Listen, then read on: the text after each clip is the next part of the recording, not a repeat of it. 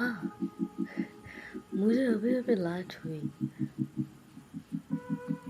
कि पता नहीं मुझे लाइट हुई या अंदर से मतलब मुझे पता चला कि आप कभी बोलते नहीं हैं। मैंने देखा तो मेरे को ये पता चला कि आप हमेशा सरप्राइजेस देते हैं। हमारे फैमिली में भी, फैमिली वालों को भी, हमारे फैमिली वालों को कभी कोई पता नहीं होता है। सबको फैमिली वालों को पता है आपके बारे में कि हाँ पापा सबको सरप्राइज देते हैं। मतलब आप बोलते नहीं है, कभी पहले से इन्फॉर्म नहीं करते, हमेशा सरप्राइज ही होती है चीज़ें। तो मुझे ये पता है, मेरे को लाइट हुई कि मैंने बोला था ना कि मैं पापा का 0.0001% हूँ और पापा की हाइट तक पहुँचने में मुझे अभी बहुत लंबी जर्नी करनी बाकी है।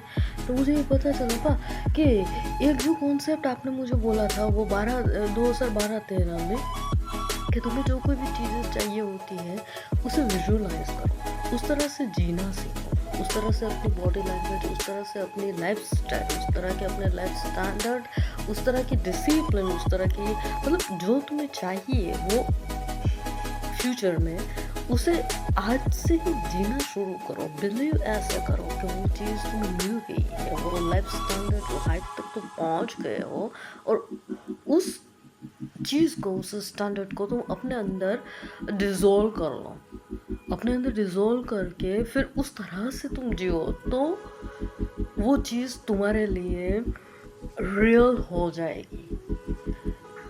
ये आपका कॉन्सेप्ट था वो डेल कार्नेगी वाली जो आपने बुक दी थी मुझे। मैं कुछ ये चौथे पाँचवें स्टैंडर्ड में थी शायद, हाँ चौथे पाँचवें स्टैंडर्ड में या छठे सातवें में, तब आपने ये डेल कार्नेगी वाले how to influence and influence people, उसमें भी ये और दूसरे ये कॉन्सेप्ट, वही कॉन्सेप्ट आपने फिर मुझे ये 2011-12 में वापस रिमाइंड कराया था जब मैं भूल गई थी। तो कि एक सेकंड में वापस भूल जाती हूँ, पर रुकिए मेरा काम ये तुक्कल जैसा मेरा है ना।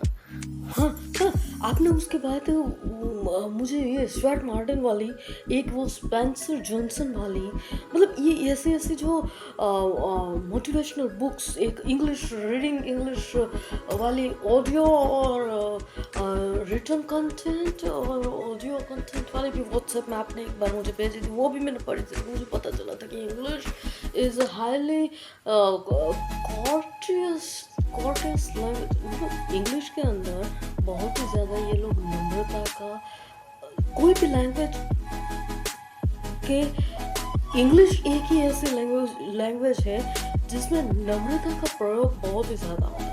हर एक जगह पे, वहाँ पे कोई ये शॉपिंग करने पे जाए तो शॉपिंग वाला जो दुकानदार है वहाँ पे, तो वो कोई चीज़ देगा तो वो कस्टमर जो खड़ा होगा वो चीज़ लेके बोलेगा थैंक यू, और फिर निकलेगा तो ओके सॉरी, इस तरह के। और कोई अगर बड़ा इंसान अपने से उम्र में हो तो उसके आगे please sir, yes I would like to say sir, I am grateful to tell you sir that, and I would like to, I admire by heart you sir, and this is my kind request to you.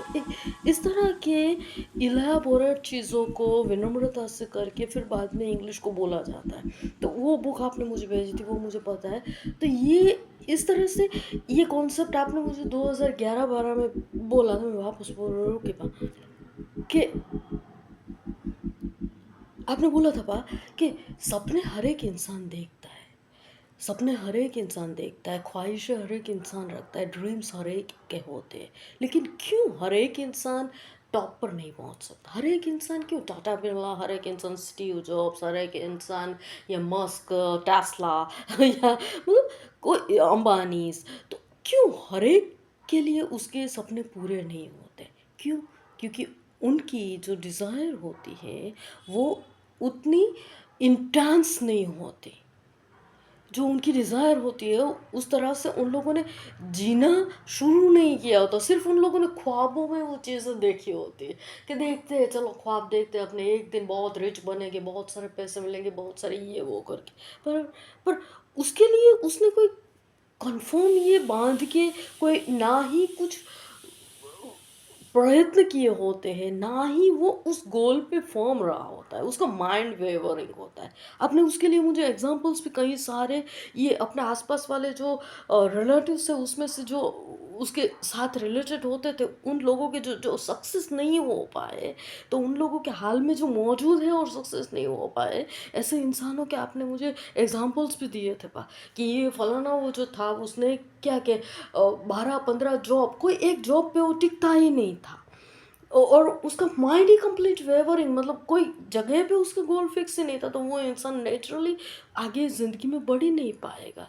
तो ये मुझे पता चला कि आपने बोला था, मतलब आपने बोला था कि ये जो कोई भी तुम गोल रखो या ड्रीम रखो, तो उसे उसके ऊपर तुम फर्म होना चाहिए तुम्हें।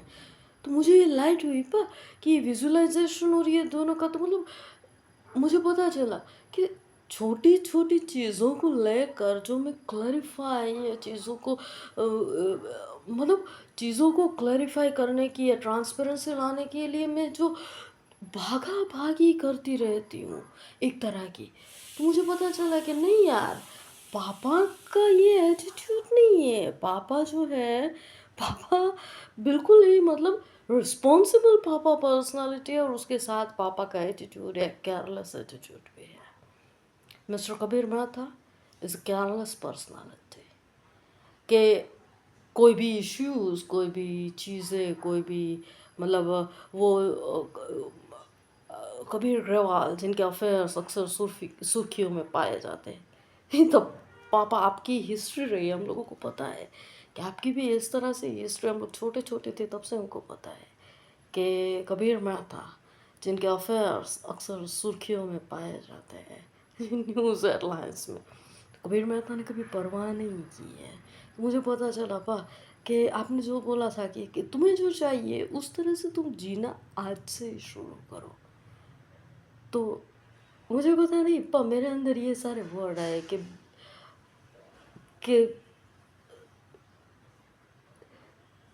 कि मैं मतलब मैं अभी केयर करना छोड़ दूँगी। थोड़ा सा मैं भी आपकी तरह से जीने की शुरुआत करती हूँ आज से। तो शायद हो सके कि एक दिन ऐसा आए कि मैं आपकी हाइट तक पहुँच पाऊँ क्योंकि मेरा ये ड्रीम है। तो बस ये एक चीज़ मेरे को आई, तो मैं अभी बोलने के अभी ये मैं आपको भेज रही हूँ, और ये बाद में अगर मेरे को ठीक लगेगा तो ये मैं रात को व्लॉग पे पोस्ट करूँगी।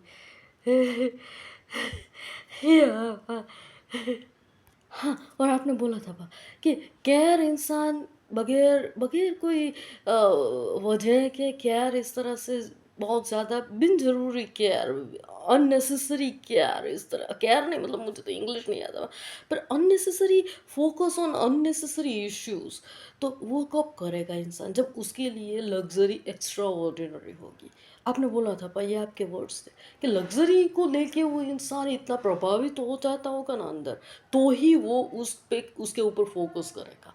अदरवाइज अगर luxury is common for you तो there is no need to care about the things. कोई इंसान तुम्हारे ऊपर मतलब कोई भी चीज़ें बनती है तुम्हारी लाइफ में रिचनेस वाली या कुछ भी, मतलब कुछ एक्स्ट्रा ऑर्डिनरी जो दूसरे लोगों के पास नहीं है, ऐसा कुछ एक्स्ट्रा ऑर्डिनरी आता है, मान लो समाज की तरफ से तुम्हारा अपोज होता है और कुछ भी होता है, तो वहाँ पर तुम्हारा एटीट्यूड रेबेल ही आएगा अगर luxury is common for you. The rebelliousness is nothing but to accept the luxury as common, as normal, as simple. The rebellious attitude, ये आप सब आपके सारे वर्ड्स थे पाके, ये रेबल एटीट्यूड जो, तो मैं यहाँ पर बोलना चाहूँगी इसके लिए कि this is doctor Kabir Rajveer Singh, top of the college, top of the university.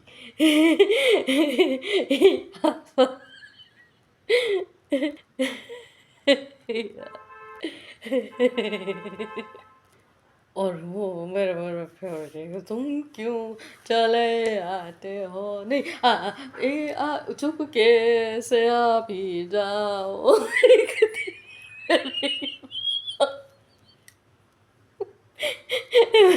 Comedy छोटा कर रही हूँ।